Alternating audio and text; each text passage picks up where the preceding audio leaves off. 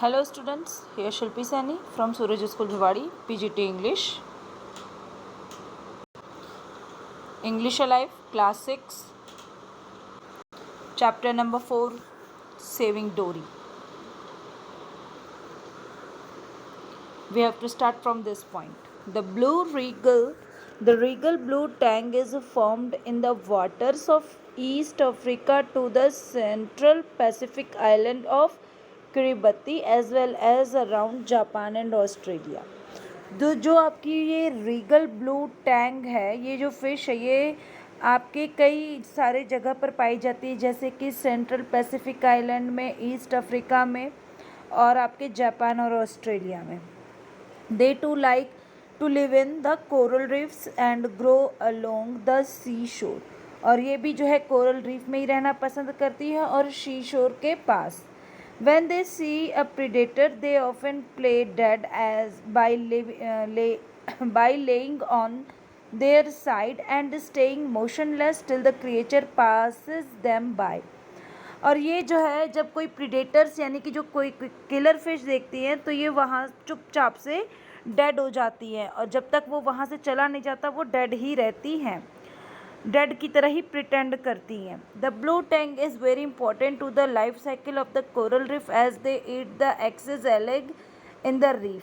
और ये जो है ब्लू टैंग जो है ये लाइफ साइकिल कोरल रीफ के लाइफ साइकिल के लिए बहुत इंपॉर्टेंट होती है, क्योंकि ये जो ज़्यादा एलेग हो जाता है, शैवाल हो जाती है या काई हो जाती है तो उसको ये खा जाती हैं.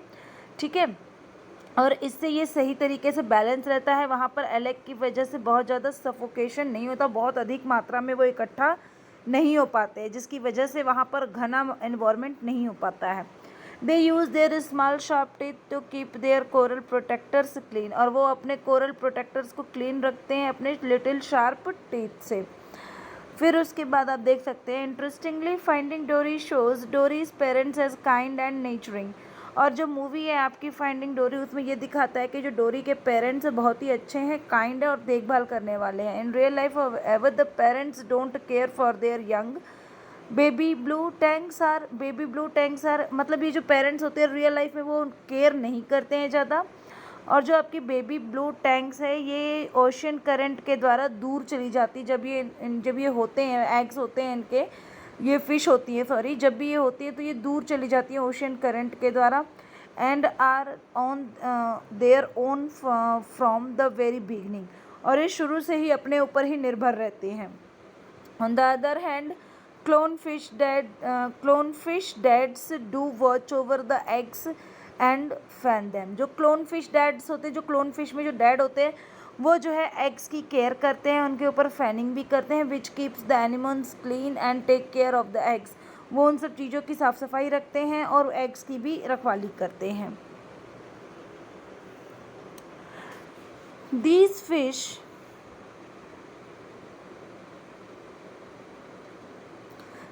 fish species are not the first glamour pets to rise popularity due to Hollywood films. Hollywood film में इनको दिखाए जाने की वजह से केवल फ़िश ही नहीं है जो कि पॉपुलैरिटी में आई हैं और पॉपुलर हुई हैं और लोगों ने इनको एज अ पेट अपने घर रखना पसंद किया and to suffer because of it. और इनकी वजह से इनको काफ़ी कुछ मुश्किलों का सामना भी करना पड़ा. Do you remember the snowy owl Hedwig in the Harry Potter film? Harry Potter में ये जो है एक आपका स्नोवी आउल था जिसका नाम हेडविंग था. The boy wizard's love for his pet in films sparked an increase in the demand for owls as many pets in many countries. Owl जो है सॉरी आउल जो है एक पेट की तरह काफ़ी कंट्रीज़ में उनकी डिमांड हो गई, क्योंकि इस मूवी में दिखाया था जो बॉय विजार्ड है वो इसको बहुत प्यार करता है और इस मूवी में ये दिखाया है, जिसकी वजह से लोगों ने जब मूवी देखी तो इनके जो है मन में ये मतलब डिमांड बढ़ गई कि जो है आपका आउल उसमें मतलब उनके घर में होना चाहिए. Clear? But many of the birds ended up in animal sheltered soon after the series ended.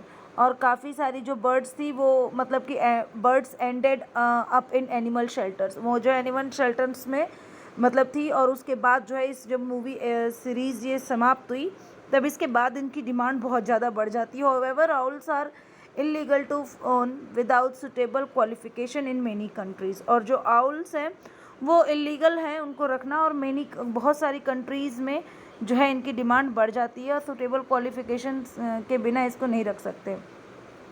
The popularity of the Teenage Mutant Ninja Turtle, a series of comic book based films about a group of pizza loving stunt performing turtles, saw a huge increase in turtles as pet।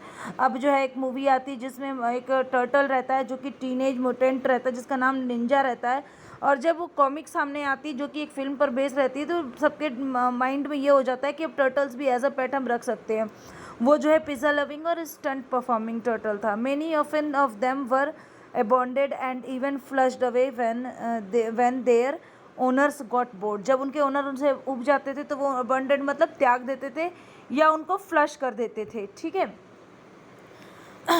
How do films that celebrate a love of ocean creature that and convey a strong conservation message leave us with a crisis of this nature. हालांकि फिल्मों में तो बहुत कुछ दिखाते हैं और बहुत अच्छा मैसेज भी सामने प्रेजेंट करते हैं कि स्ट्रॉन्ग कंजर्वेशन मैसेज भी रखते हैं, लेकिन इसकी वजह से क्राइसिस मतलब क्या होता है आपका, बहुत ज़्यादा परेशानी आ जाती है इसकी वजह से। क्राइसिस मतलब a time of great danger or trouble, तो और ज़्यादा परेशानी आ जाती है। We only have our greed to own beautiful possession और टू ब्लेम फॉर इट। हम अपनी ग्रीड के लिए जो है इस सुंदर चीज़ों को जब देखते हैं तो सोचते हैं ये चीज़ें हमारे घर में होनी चाहिए, हमारे पास होनी चाहिए। If we love and admire these fish and their marine creatures we should raise awareness about their condition. और अगर हम इनको प्यार करते हैं तो हमें इनकी प्रशंसा करनी चाहिए और इनके लोगों के बीच में अवेयरनेस फैलानी चाहिए इनकी परिस्थिति के लिए कि इनको कहाँ रहना ज़्यादा सही रहेगा, इनका कहाँ रहना ज़्यादा सही है। The message of the film and now the science is clear, just let them keep swimming in the ocean। और ये मैसेज है कि इनको जो है स्विमिंग ही करने देना चाहिए, ओशन में ही रहने देना चाहिए। क्लियर।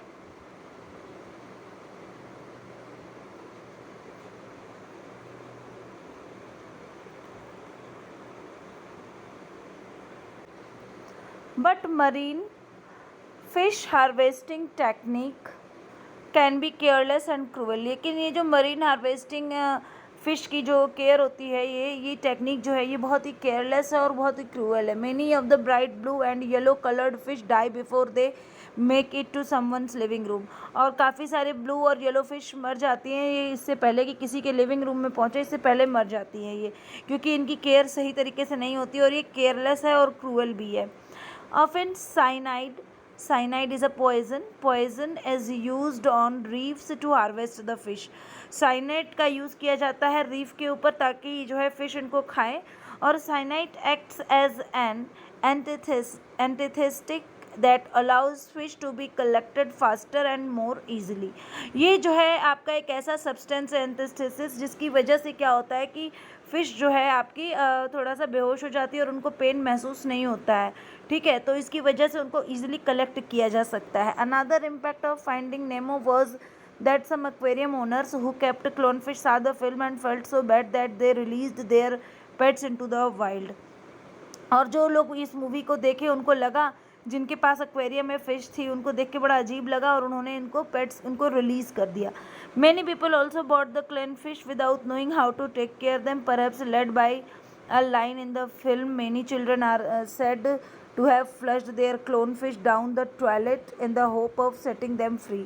और जो है कुछ लोगों के दिमाग में ये था कि जो है क्लोनफिश को ले आए लेकिन उनकी केयर करने के बारे में नहीं पता था। क्या होता है कि बच्चों को ऐसा भी लगा, क्योंकि इस मूवी में ऐसा दिखाया गया था उसकी एक लाइन में कि अगर क्लोनफिश को हम टॉयलेट के थ्रू फ्लश कर देते हैं तो ये अपने इकोसिस्टम में पहुंच जाएगी, तो लोगों ने ऐसा भी सोचा करने के लिए। Often the clownfish could not survive in a new oceanic ecosystem. और क्लोनफिश नए जो ओशियनिक इकोसिस्टम मिलता है उसमें सर्वाइव नहीं कर पाती है। दे वर नॉट यूज टू, क्योंकि वो उसके हैबिचुअल नहीं है तो उसमें एडजस्ट नहीं हो पाते हैं। They also sometimes harm the local fish there as introduced pets. और वे जो है कई बार लोकल फिश को भी हार्म पहुंचा देती हैं। When Finding Dory was released in 1916, marine scientists had a clear message: don't let it happen to Dory। मतलब एक मैसेज दिया था कि ये डोरी के साथ ऐसा नहीं होना चाहिए। The Regal blue tank which unlike the clown fish can not be bread in captivity. और जो रीगल ब्लू फिश है ये कैप्टिविटी यानी कि किसी के कंट्रोल में अगर रहती है या किसी की कैद में या जेल में मतलब कि प्रिजन में है या आपके घर के एक्वेरियम में है तो वो एक तरीके का ग्लास प्रिजन हो जाता है, तो उसमें ये जो है अपनी संख्या नहीं बढ़ा सकती हैं। ठीक है, ब्रीड मीन्स जो है आपका क्या हो जाता है, breed is animals kept for producing offspring in a controlled manner. ठीक है, फिर उसके बाद आप देख सकते हैं could suffer the same fate, और उसको भी उसी तरह की परेशानियों का सामना करना पड़ता है इन फिशेस को। Sorry, around 300,000 blue tanks are bought and sold across the world. लगभग इतनी सारी 300,000 ब्लू टैंक्स जो है वो खरीदी जाती हैं और बेच दी जाती हैं। Regal blue tanks do not do well in aquarium. लेकिन जो रीगल ब्लू टैंक्स जो ये आपकी होती है फिश, ये बहुत अच्छी परफॉर्मेंस नहीं दे पाती है एक्वेरियम में। दे आर फर्गिल मीन्स नाजुक, डेलिकेट, वो जो होती काफ़ी फर्गिल होती है, and require specialised care and in the wrong circumstances die in large number. इनको बहुत ही एक्स्ट्रा केयर की ज़रूरत होती है, और अगर जो है थोड़ी सी भी लापरवाही की जाए तो ये जो है मर भी सकती हैं। Clear class? I think the chapter is clear. Thank you, have a nice day.